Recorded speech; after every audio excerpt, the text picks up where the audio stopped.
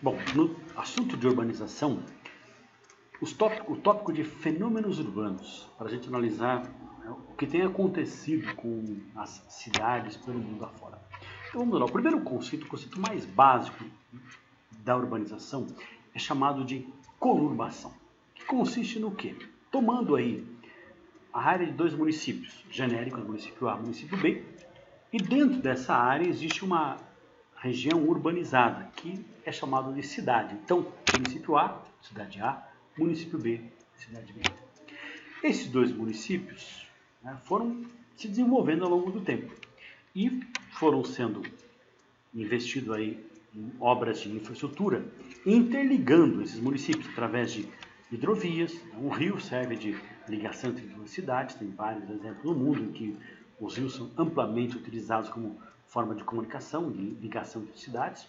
Também foram construídas ferrovias, né, para facilitar o acesso às cidades, e também rodovias. Então, temos aí um caso clássico, tá certo?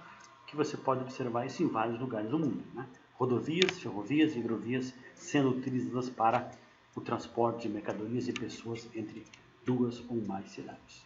Bom, então isso era um dado momento, digamos, isso era assim há 30, 20 anos atrás.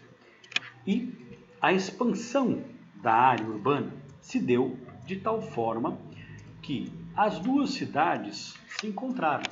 Então, a expansão urbana ocorre ao longo dos eixos viários, rodovias, hidrovias e ferrovias, de tal forma que chega num dado momento, as duas cidades se encontram. Então, aqui nessa área totalmente quadriculada, aqui você tem o encontro da cidade A com a cidade B. Então, dizemos que ocorreu um fenômeno. Que fenômeno é esse? Conurbação. Então, o crescimento no sentido horizontal das cidades, de tal forma que elas se encontram e entre elas o espaço rural acaba sendo suprimido.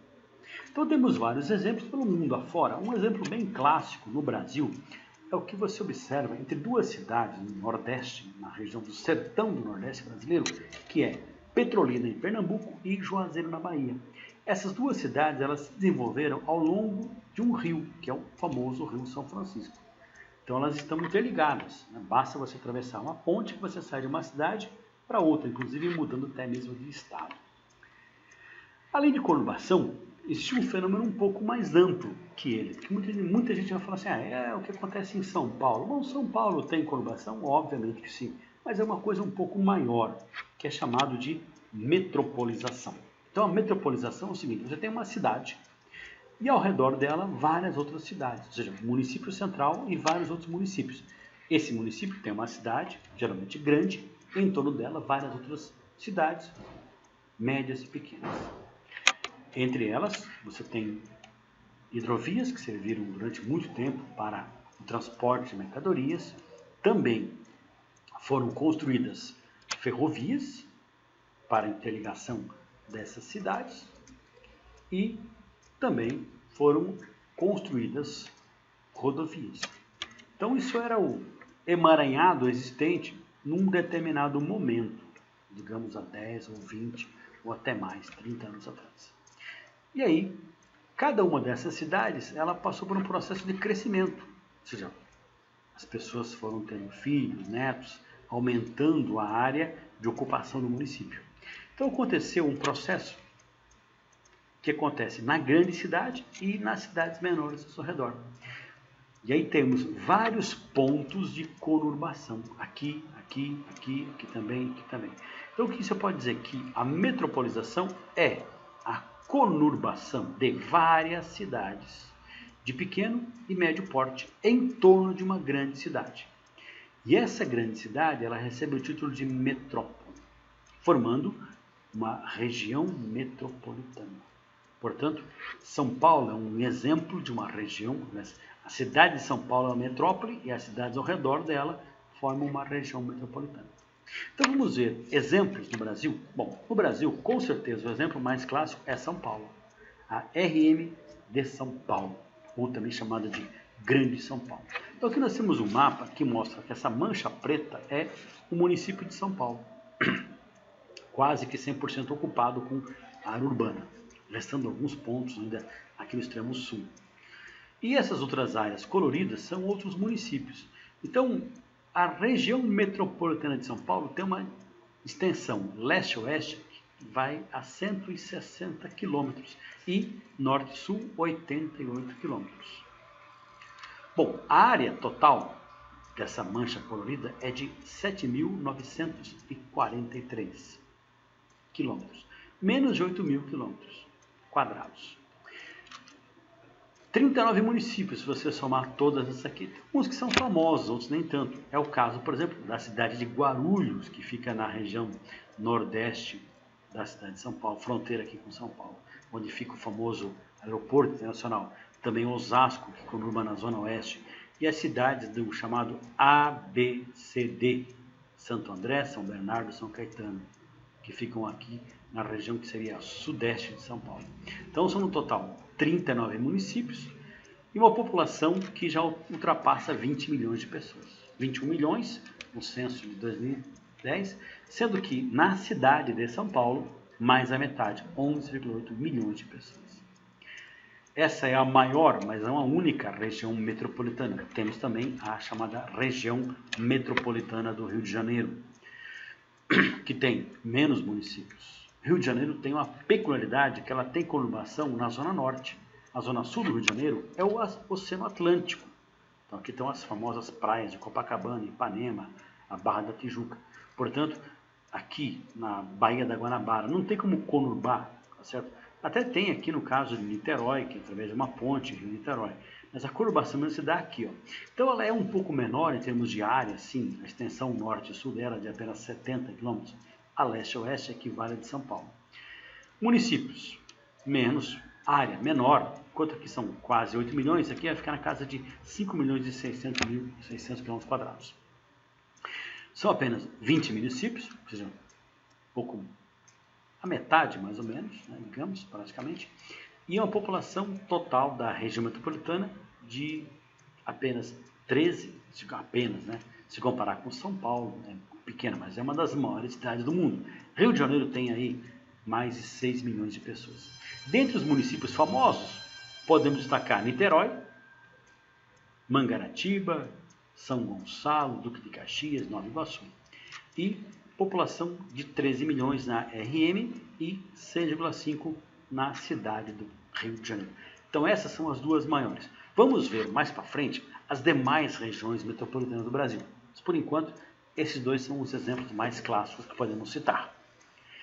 Um outro fenômeno urbano, chamado de megalopolização, que nós vamos ver também. Então vamos ver agora exemplos pelo mundo. Bom, as 10 maiores regiões metropolitanas, dados de 2014. Tóquio, capital do Japão, em 2014, 37,8 milhões de pessoas.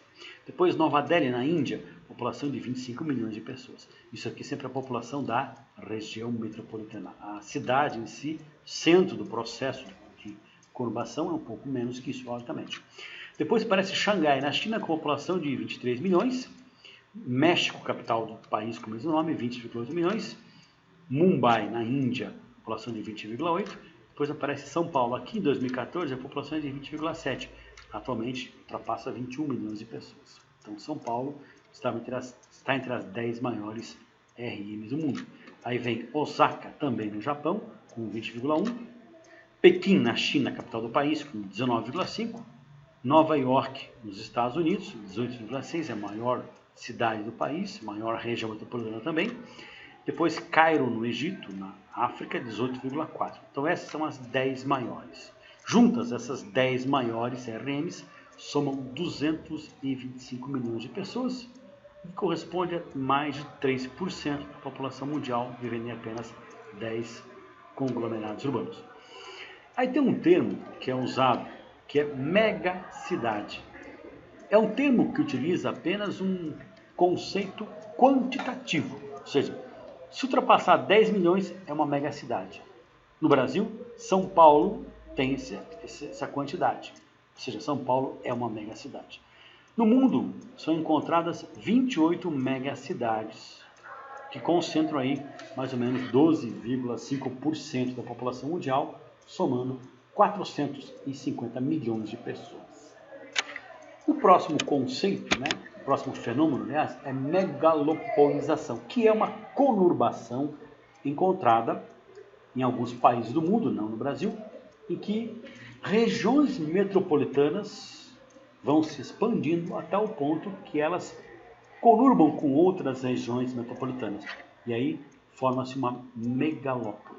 Então, exemplo, nos Estados Unidos da América, você tem lá, entre a metrópole de Boston e a de Washington, envolvendo a metrópole de Nova York, a megalópole Boswash, ou alguns chamam de Bosniwash. Boston, Filadélfia, Nova York, New Jersey, Washington são regiões metropolitanas e metrópoles. O conjunto de todas essas RMs é que é chamado de megalópole. Então a megalópole não tem apenas um centro dominante, tem vários centros. A outra fica na região dos Grandes Lagos, entre as cidades de Chicago, Detroit, Cleveland, Pittsburgh, Milwaukee. Então, Chicago é a terceira maior cidade dos Estados Unidos. Então, a megalópole é Chippewa. Chicago é uma metrópole, ou a região metropolitana de Chicago. E a outra fica na costa oeste dos Estados Unidos, no estado da Califórnia, entre as cidades de São Francisco e San Diego. Los Angeles é a maior cidade da Califórnia, a maior cidade dessa megalópole, chamada San San. Então, o que é interessante é que megalópole tem mais do que um centro polarizador, digamos assim. E não dá para a gente afirmar que Boswash é mais importante do que San San, porque cada uma delas tem a sua importância dentro de um cenário urbano, dentro de uma rede urbana que nós vamos estudar mais para frente, certo? Então, megalopolização é um fenômeno muito registrado nos Estados Unidos, também no Japão, também em alguns países europeus. No Brasil, temos ainda um detalhe para se discutir sobre isso. Então, sobre esse assunto, é o que eu teria para passar para vocês. Espero ter aí elucidado algumas dúvidas sobre esse assunto e vamos prosseguir com esse assunto nas próximas aulas. Até mais. Tchau, tchau.